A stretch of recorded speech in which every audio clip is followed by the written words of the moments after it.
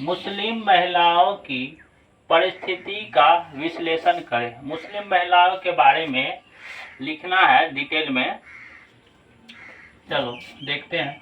मुस्लिम महिलाओं भारत में कई चुनौतियों का सामना करती है। वे अक्सर सामाजिक, आर्थिक और राजनीतिक रूप से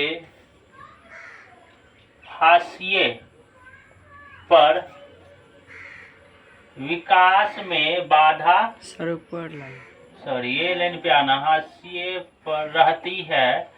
शिक्षा में कमी, आर्थिक निर्भरता और पारिवारिक दबाव उनके विकास में बाधा डालता है।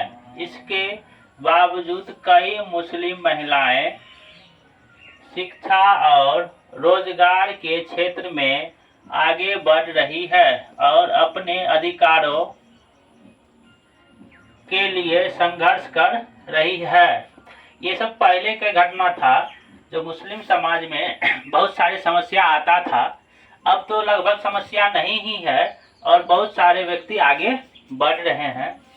अगला प्रश्न है, दलित वर्ग किसे कहते हैं? दलित वर्ग वो होता है जो छोटे जाति का होता है। पहले के ज़माने में ज़्यादा भेदभाव होता था, अब उतना भेदभाव नहीं हो रहा है। तो उसी के आधार पर प्रश्न है, दलित वर्ग उन लोगों को कहा जाता है जो भारतीय जाति व्यवस्था में सबसे निचले पायदान पर आते हैं। उन्हें ऐतिहासिक रूप से सामाजिक भेदभाव और आर्थिक शोषण का सामना करना पड़ता था। जो भी बड़े व्यक्ति थे पहले ज़माने में, राजा महाराजा या सेठ, वो क्या करते थे, गरीब घर के जो महिलाएं होती थी उनके ऊपर अत्याचार करते थे, शोषण करते थे। ठीक है। दलितों को भारतीय संविधान द्वारा विशेष अधिकार और संरक्षण प्रदान किया गया है ताकि वे समाज में समानता और न्याय प्राप्त कर सके। अब के समय में क्या है, इन सब को भी समान अधिकार दिया जाता है ताकि ये लोग भी समाज में एकता बना के रखे, एक समाज बन के रहे, ना कि इसे नीचे समझा जाए। और बहुत सारे सरकार द्वारा लाभ दिया जाता है। प्रश्न है, बाल श्रमिक विद्यालय के संगठन का वर्णन करें। बच्चे जो श्रमिक हो जाते हैं गरीबी से, जिनको रुपया पैसा का आर्थिक दिक्कत रहता है, उसके लिए जो है बाल श्रमिक विद्यालय का गठन होता है।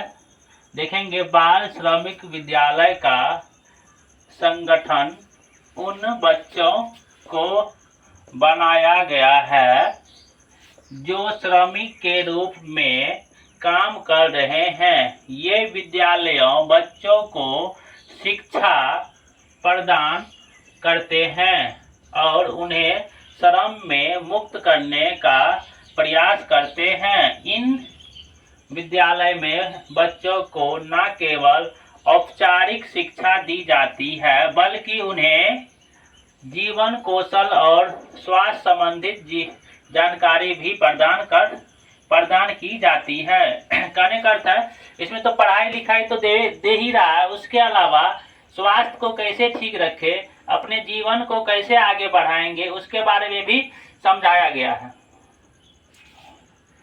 अगला प्रश्न है, लिंग की 2 संस्कृति विशेषताओं को लिखे। तो लिंग की सांस्कृतिक विशेषताएं निम्नलिखित है। पहला क्या है, लिंग भूमिका है। लिंग भूमिका है,